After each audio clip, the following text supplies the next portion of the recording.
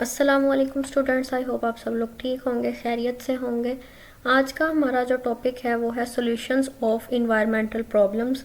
हमारे इन्वायरमेंट में जितनी भी प्रॉब्लम्स हैं उनका क्या हल कर सकते हैं हम, उनको उन प्रॉब्लम्स को कैसे सॉल्व कर सकते हैं, उनका सोल्यूशन क्या है, इस बारे में आज हम डिस्कस करेंगे।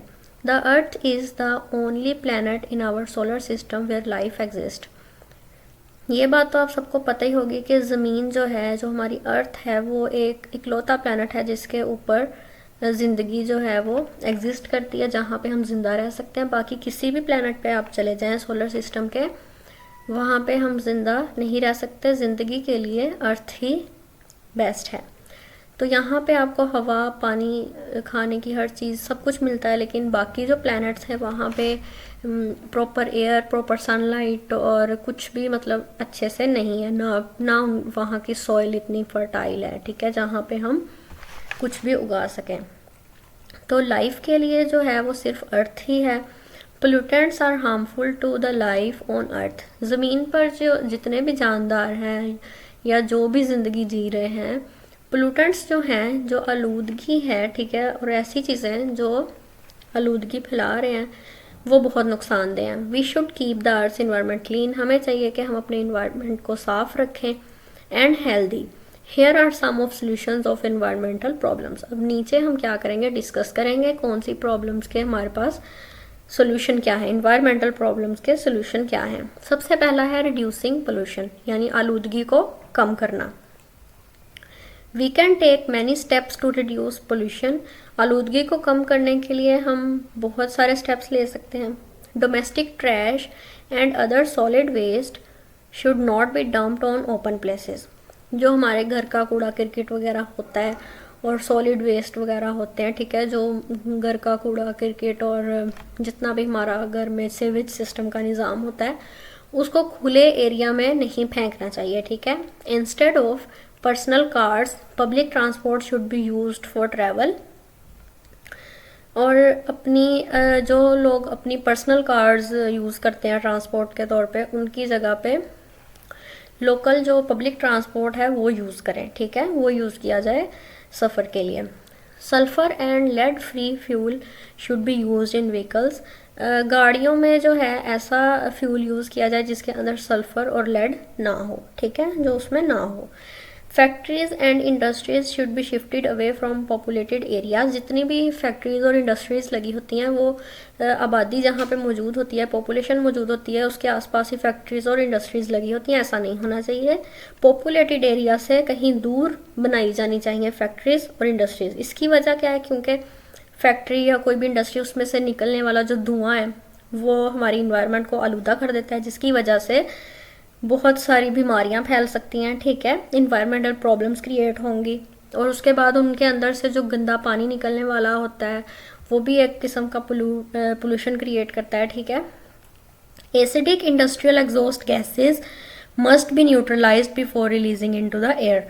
और हमारी जो इंडस्ट्रीज हैं वहाँ से जो एसिडिक गैसेस एग्जॉस्ट होती हैं, निकलती हैं, उनको पहले न्यूट्रलाइज करें, ठीक है, फिर उनको हवा में खारिज करें ताकि उसका नुकसान ना हो। वरना हमारी जो हवा है वो गंदी हो जाएगी, आलूदा हो जाएगी, और जब हम सांस लेंगे और वो हवा हमारे अंदर जाएगी तो हमारे फेफड़े ख़राब हो जाएंगे, लंग्स ख़राब हो जाएंगे, ठीक है।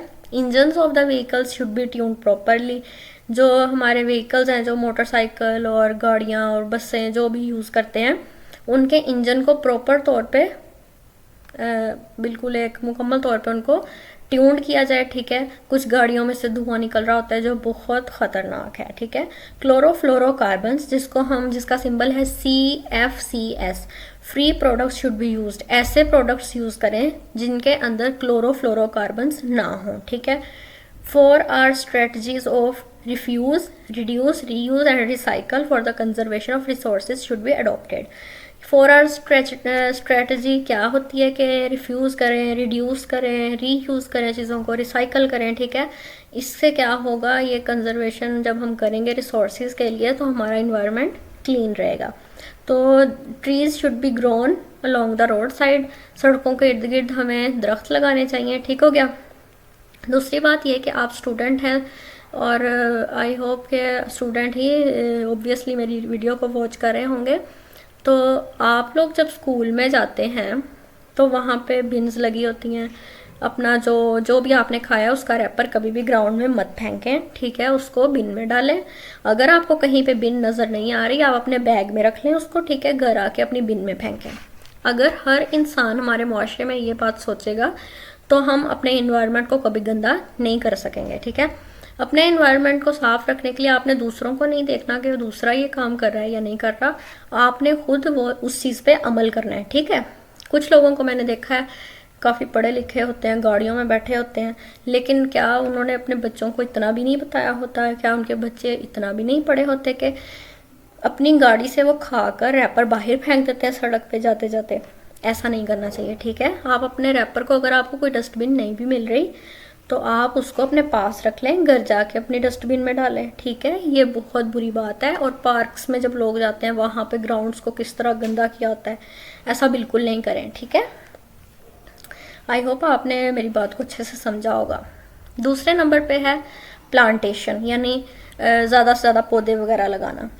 There are many benefits of plants, पौधों के बहुत सारे फ़ायदे हैं। Planting more trees can reduce the level of air pollution, जब हम ज़्यादा ट्रीज लगाएंगे तो एयर पोल्यूशन का जो लेवल है उसको हम कम कर देंगे।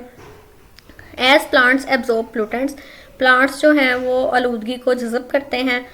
Also maintain the temperature of an area at lower level than an area that does not have trees.